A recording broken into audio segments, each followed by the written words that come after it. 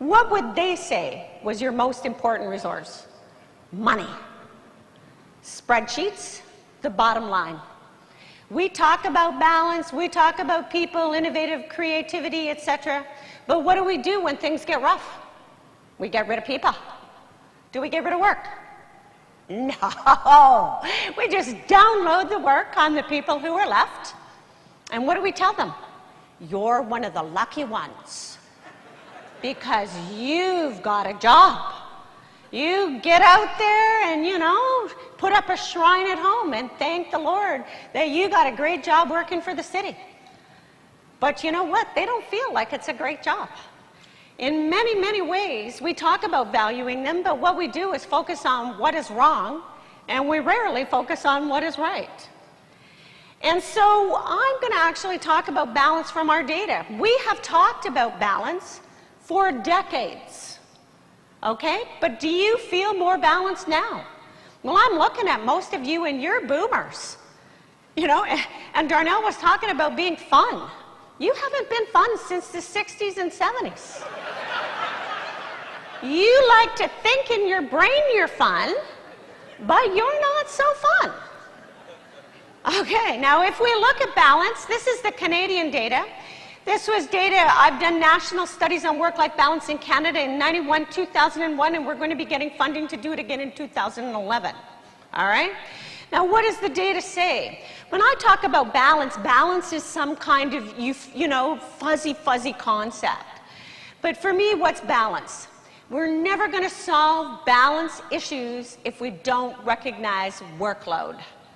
This just in, you don't have balance when you're working 60, 65, 70 hours a week in, week out, when you've got the technology so somebody can phone you at home, weekends, evenings, when you take your laptop on holiday with you, just in case, and work is never done.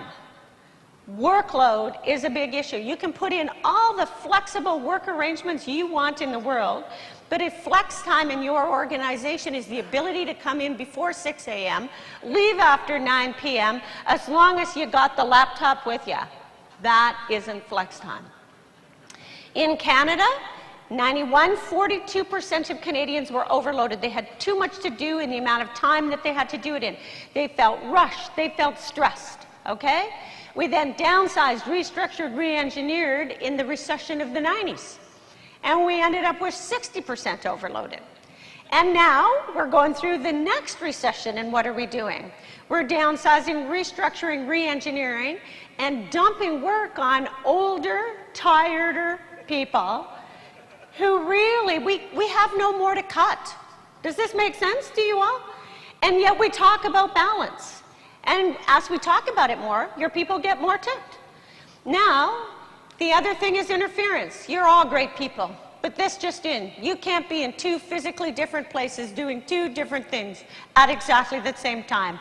And the BlackBerry doesn't make it so, okay? You're actually, it's true. You're physically in two places, but mentally, you're not there for your family. And so what we find is most Canadians and probably most Americans give their priority to work at the expense of family. And when we interview them, they say, well, you can get fired from your job, but not your family. But the divorce statistics would say, not so fast. You can get fired from your family. Now, the other interesting thing is the number of Canadians and probably Americans who are increasing the tendency to put family first. No, I can't work evenings. No, I can't work weekends. No, I'm not going to relocate. No, I won't take that promotion. And that's happening because of one major demographic shift. Can you guess what it is? Don't say it's women, because women have been in the workforce for a long time now. Get over it. Okay? It is not women. What it is, and it's not childcare. Because how we are managing work-life balance, the educated in both Canada and the United States, how are they managing balance? They're waiting later to have kids and they're having far fewer. It's not work and family anymore, it's work and work. But you can choose whether or not to have kids. You can't choose whether or not to have parents. all right? And what is causing people to have to put family first is they got aging parents. And there's not any support in either of our countries to support our need to support our parents in their dying days. And we love our parents, and we want to be there for them. You know, so it's very, very difficult. And if there's no supports in the community, and the recession is going to make that worse in many communities, we're going to have to quit work. We're going to have to say no to work. Now, while we talked about balance and we managed spreadsheets, this just in, we didn't fool any of our people. And if you look at the data, engagement has plummeted for the last 20 years. 70% of Canadians were committed, loyal, dedicated to their organization. We downsized, restructured, told them how important they were, but didn't treat them like they were important. And in 2001, only 40% of Canadians were committed, loyal. And I bet you it's even less now. Job stress has gone up. Job satisfaction has gone way down. Why? Now, all of you are city managers, okay? How many of you in this room do all your own typing? Put your hand up. How many of you answer your own phone? Put your hand up. How many of you do all your own email? Put your hand up. How many of you do your own photocopying? Put your hand up. How many of you sometimes stay late and clean up the office space because it's filthy and you've had to get rid of... Yeah, exactly. A good half of you. Why are people less happy? I'm educated, trained, I can commit, I want to make a difference, but I'm spending my time answering the phone and cleaning up the office.